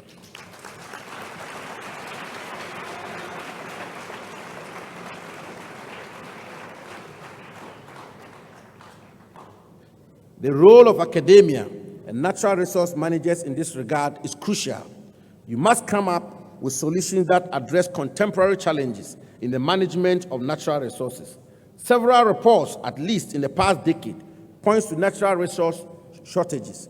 When you tune in your radio in the morning, people are concerned, and genuinely so, about the destruction of our river bodies, lands, and forests. We must hear your voices on these existential challenges confronting our country. We need independent, authoritative, and strong moral voices such as yours. As natural resource managers, you must provide strategic and managerial insights into these conversations and debates. What is the Ghanaian attitude towards conservation and preservation of the nation's resources for the next generation? How does that feed into the broader policy of a responsible and sustainable management of our natural resources? How can we reorient our citizens to buy into the broader policy of preserving our environment and natural resources? For instance, community natural resource management, where power is devolved to the subnational institutions, with community members and local institutions involved in the management and conservation of natural resources, have been promoted for many years as an effective means of managing our natural resources. And this is what we seek to do with the institutionalization of the community resource management areas, CREMAs. But how does that address the peculiar issue of our country, where majority of the local people are involved in this conspiracy? How do we reorient the farmer to understand that his farm is more useful to current and future generations and not in the public interest to convert it to a galamsey site? Like the 62-year-old man in the viral video, which I'm sure many of you have seen, boasting about selling his cocoa farm to illegal miners for 30,000 Ghana cedis. He has his money today, and he does not care about what happens tomorrow. But can I blame him? Nana Chair, distinguished guests, ladies and gentlemen, this is the conundrum we are faced with, which we must confront frontally. And this is what I mean when I say we need a collective action, education, sensitization, and reorientation. I cannot say it enough, and I cannot marshal any emphasis enough. The evidence is staring us in our faces, and the time for action is now. Our policy, the policy of the government of President Akufo-Addo, is to ensure the efficient, effective, responsible, environmentally sound, and sustainable exploitation, management, and use of our natural resources for the benefit of the Ghanaian people. It is for this reason that in addition to all the other measures enumerated above, we are pursuing value addition, local content, and local participation. But we will still depend on you, natural resource trainers and trainees, to achieve this goal. You must commit time, energy, and resources to research, to inform policy and decision-making. And by the time you celebrate your Golden Jubilee in 2032, the question should be, how has the Faculty for Renewable Natural Resources contributed to the sustainable management of the nation's natural resources? Mismanagement of natural resources is a threat to sustainable development. In his report for the 2005 World Summit, the former Secretary General of the United Nations, our own Busumuru Kofi Annan, said, and I quote, "All our efforts to defeat poverty and pursue sustainable development will be in vain if environmental degradation and natural resource depletion continue unabated," end quote. These words were true when they were uttered in 2005. They are true today, and so will they be tomorrow. Nana Chair, Vice Chancellor, Provost, deans, senior members, students, distinguished guests, ladies and gentlemen. Today, the management of natural resources is not just about protection and exploitation, but more importantly about sustainability, environmental protection, mitigating climate crisis, and ensuring optimal benefit for the owners of these resources, the Ghanaian people. We must therefore work together to responsibly and sustainably manage our natural resources, not only for the current generation, but for generations unborn. Yes, today, our nation is distressed about the wanton destruction of our environment, and rightly so.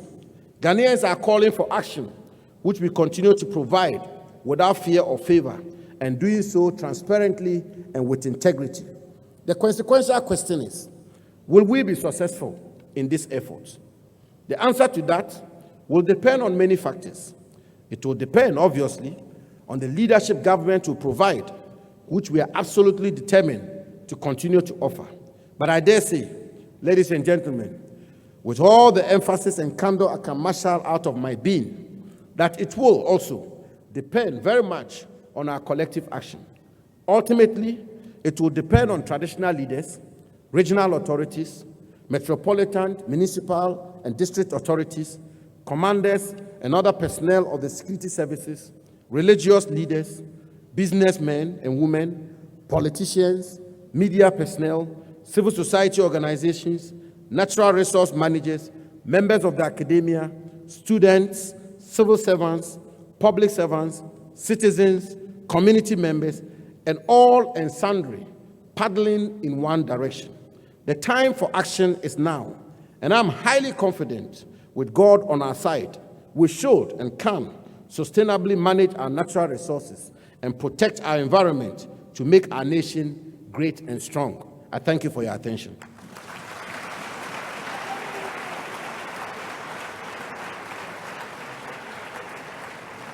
Can we all be upstanding to appreciate the Honorable Minister, please? A round of applause one more time.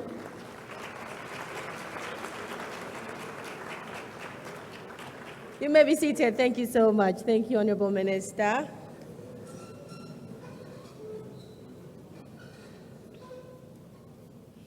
A lot of the questions on all of our minds have been answered, huh? All right, we'll continue with our program. We are at the tail end of it. I'd like to invite Dr. Daniel Dompra. He's a member and founder for the FRNR choir. He's going to help us with something small before we invite the choir to come. So please, let's give Dr. Dompra a round of applause.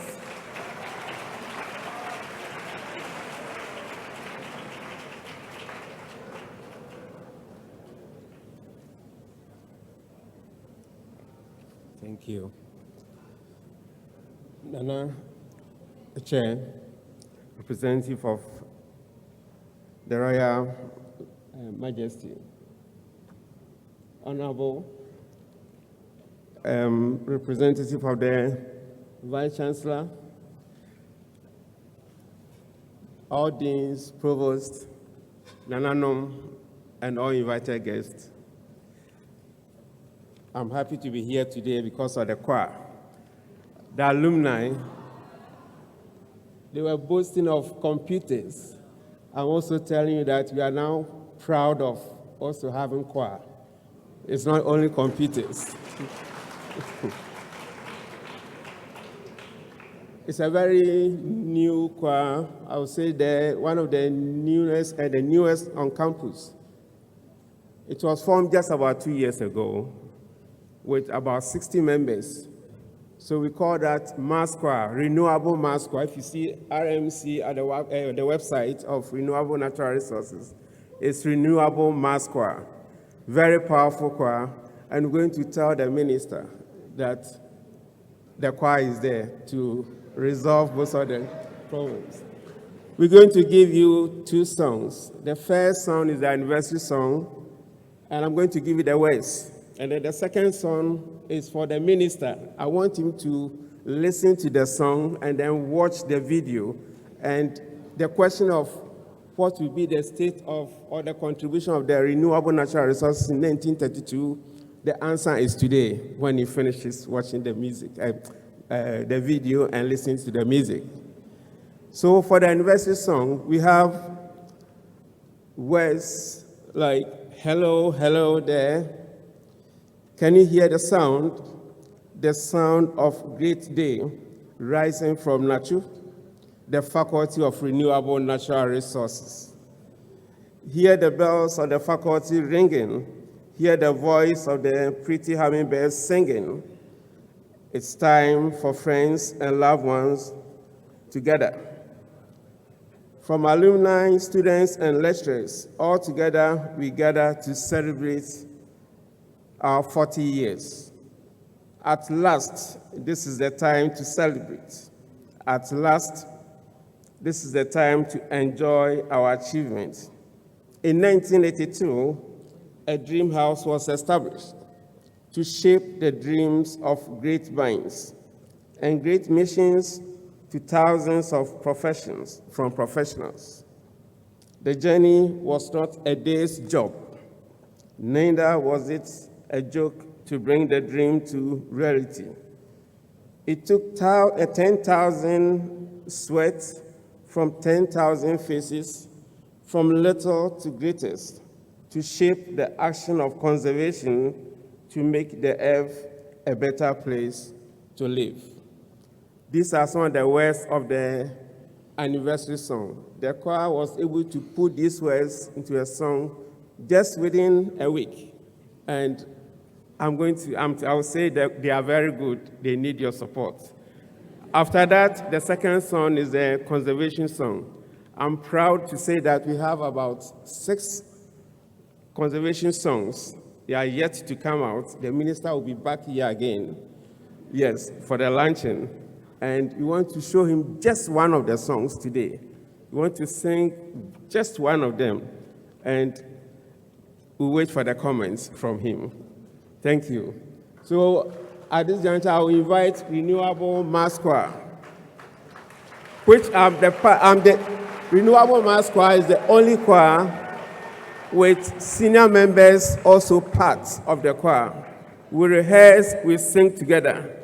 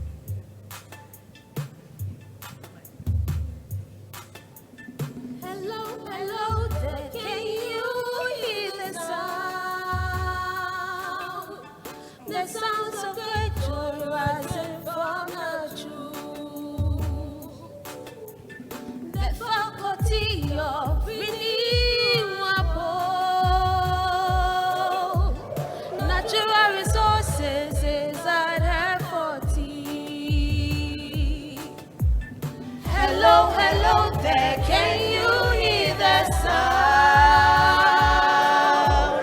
The sounds of great joy rising from the truth. The faculty of renewable natural resources is our faculty. Hear the voice of the faculty calling out to everyone for a moment of happiness. And let's rejoice where they are ready.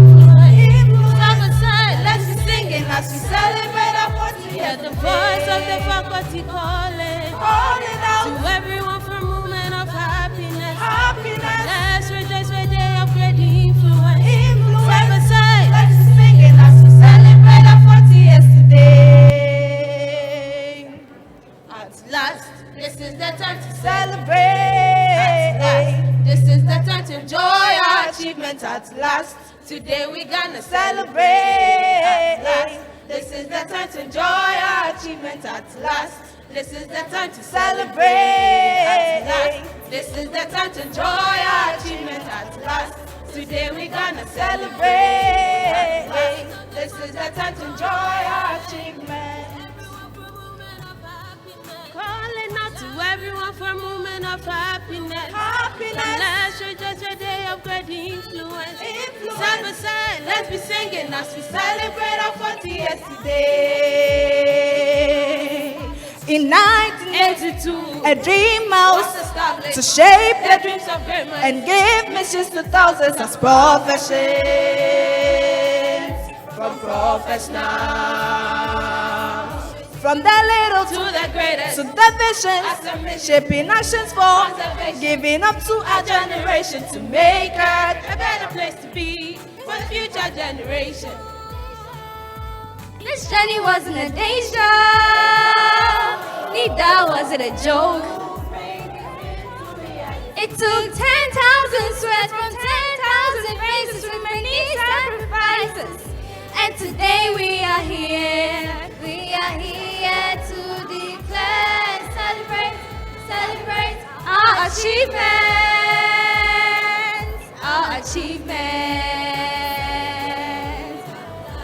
This is the time to celebrate. This is the time to enjoy our achievements at last. Today we're gonna celebrate. This is the time to enjoy our achievements at last. This is the time to celebrate. This is the time to enjoy our achievements at last. Today we're gonna celebrate. This is the time to enjoy our achievements.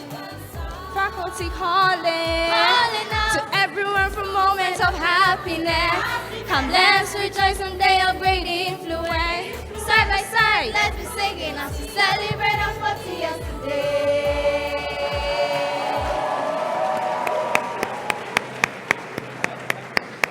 Another round of applause to the choir. Thank you very much for the beautiful song. No, we'll sing after the program. Yes, after the program, so we can be moving. Please, a round of applause for them again. All right, let me invite the committee secretary, Dr. Untitled-Chapter, to help us with the citation. Thank you. We have some individuals who have contributed in one way or the other to the development of this country.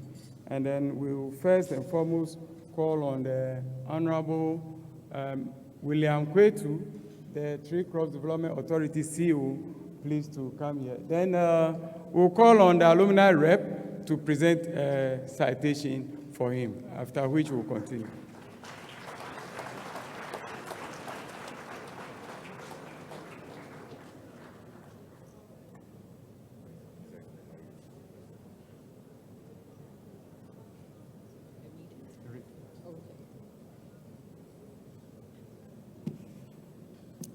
Citation in honor of Honorable William Cueto.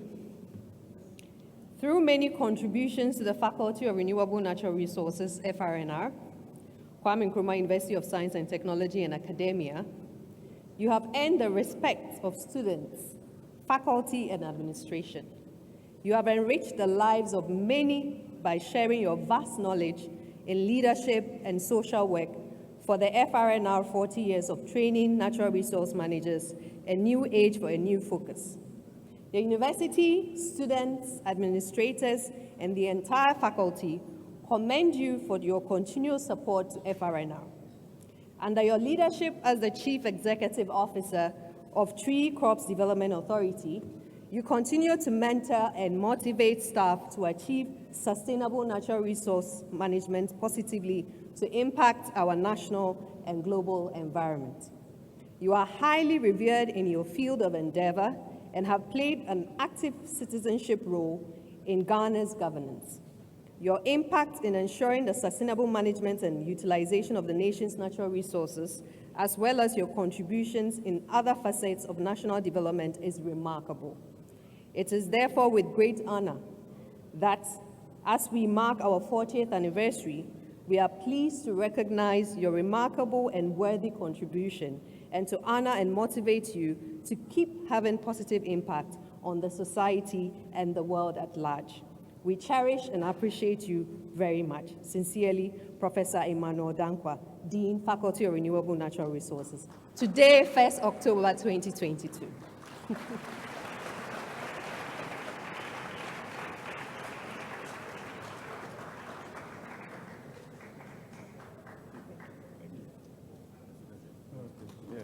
So, thank you very much.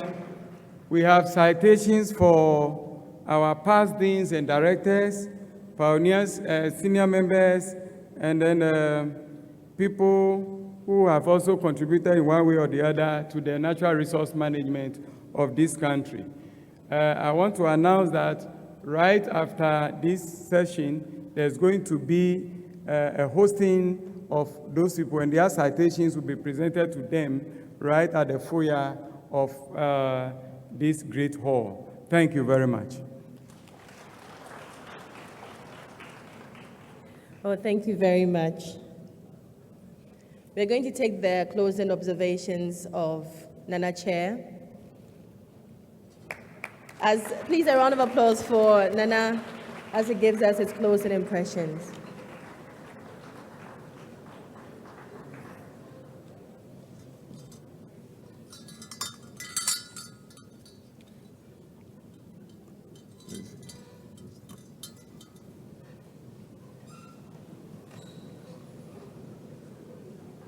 Good afternoon.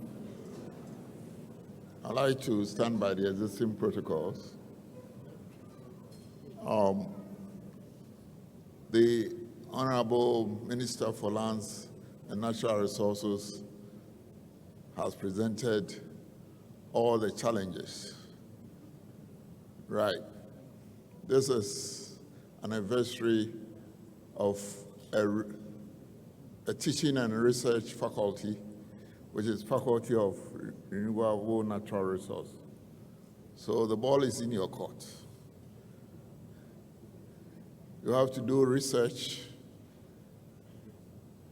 come out with your findings and solutions to the problems that the minister has elaborated.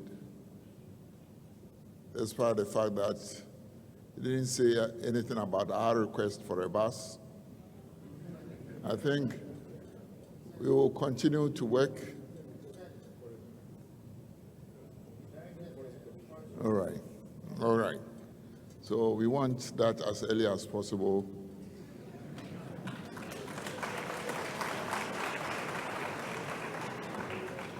To take our students to the field to observe what is going on. And now that we have this faculty, I know this faculty very well. It started with few lecturers. That time, there were not more than 10. They were not even up to 10. Now we have professors coming up in that faculty. So, which means research is going on very well there. So now that life has begun at 40, you should expect more from them. And people take our research findings serious. And therefore, we should work towards that and come out with findings and some advice to the government on those challenges. It's everybody's business. When he was recounting on those who are around, he called chiefs, elders, opinion leaders, MCEs, government, security agencies, and everybody. So it's everybody's business. So we should take that, work towards that, and as a faculty, come out with the best. Thank you very much.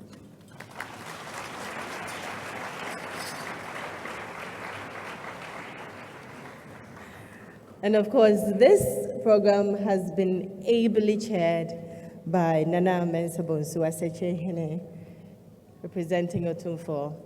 And I must say I was lectured by him at my time here, Professor Bedu. Thank you so much, Nana.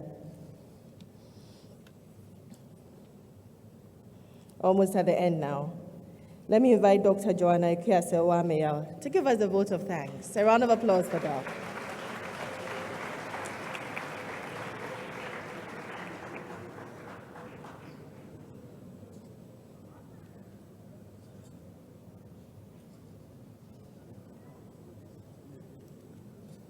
Nana Chair, the representative of His Royal Majesty, Otumfuo Osei-Tutu II, Honorable Minister,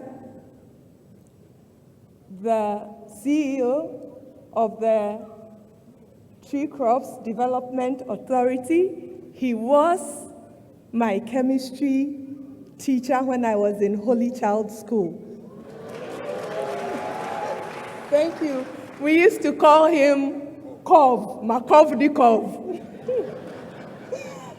Yeah, the representative of the Vice Chancellor, my own Dean, Prof. Osekre, the Dean of the Faculty of Renewable Natural Resources, Professor Emmanuel Dankwa, the CEO of the Forestry Commission, Nananum, all other protocol observed.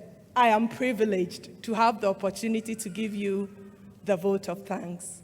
How can we not thank the source of life, the one who has given us the privilege of being part of this memorable occasion? Almighty God, thank you. Yeah. And then to our Nana Chair, we understand how weekends look like for you. We are very grateful that you made the time to come. Honorable Minister, thank you. We are grateful. We know what it takes with your entire entourage. Thank you so much. And then to my own teacher, the CEO, please, you graced this occasion. We are so grateful. And then to the representative of the Vice Chancellor, please, Prof, thank you so much for doing this. We are grateful. To our Dean, the founding fathers and the builders of the Faculty of Renewable Natural Resources, the past deans, the past directors, the past provosts, we are so grateful. We are here today because they fought, and they fought a good fight. Thank you very much. Now we are also thanking the CEOs of various organizations, the Forestry Commission, SAMATEX, and all institutions here. Thank you very much. To our Nananum, hey, Asasina Yejina Sonomodio, Yadamase. And now to all invited guests, thank you for making the time. Thank you for gracing this memorable day. And then to the lecturers, administrators, and all the staff of the Faculty of Renewable Natural Resources, this day would not have been possible without your contributions. Thank you so much. The bedrock, the alumni of our University. I know that so many of them are watching us online. Thank you. We are counting on you to make all these things happen. We are so grateful that you came. And then to our students, are you here? Thank you. And then also to the head of all the secondary schools, you are our future. Thank you so much, media, cultural troupe, poets, the choir. Thank you to the media, and then to the organizing committee. You have done a yeoman's job within a short time. Dr. Erasmus Tete, thank you. And ladies and gentlemen, to all of you, we are grateful. Long live the Faculty of Renewable Natural Resources. Thank you. Oh, thank you so much, Joanna. Thank you.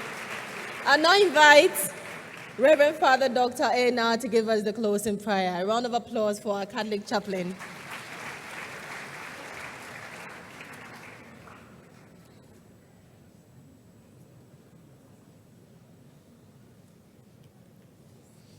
May I please beg your indulgence to please rise for prayers. Our help is in the name of the Lord who made heaven and earth. Dear Lord and Master, we are so much grateful to you for the gift of our lives. We thank you for our dear nation, Ghana.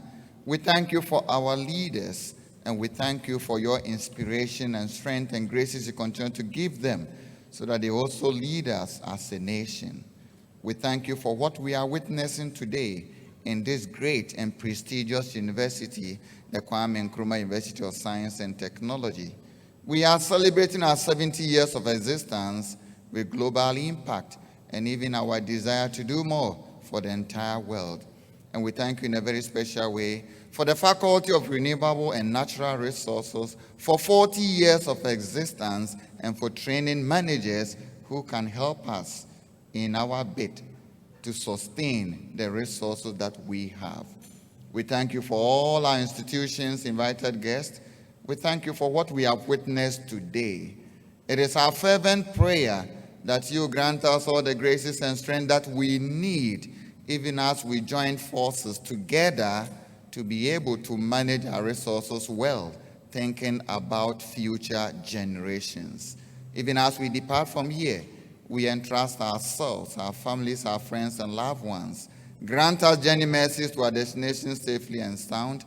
May we rejoice in you by enjoying your protection, your loving care in our lives. And may all that we do be to the greater glory of your name. Let your blessings and favors be upon us, the Father, the Son, and the Holy Spirit. Amen. Well, thank you so much. We'll take 2 photo opportunities. 1 photo opportunity with the members on the days. Right afterwards, we'll take the recession. Just URO will take the picture. URO will take the picture. You can contact the Investor Relations Office if you want copies of this particular one. So it'll just be the URO taking the picture.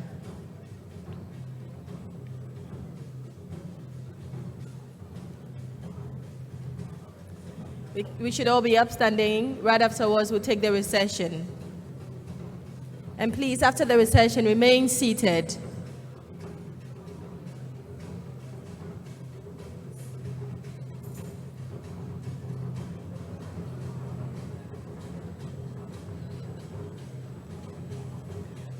Can we please, Honorable Janapo, can we please have members of faculty join you for just this quick one?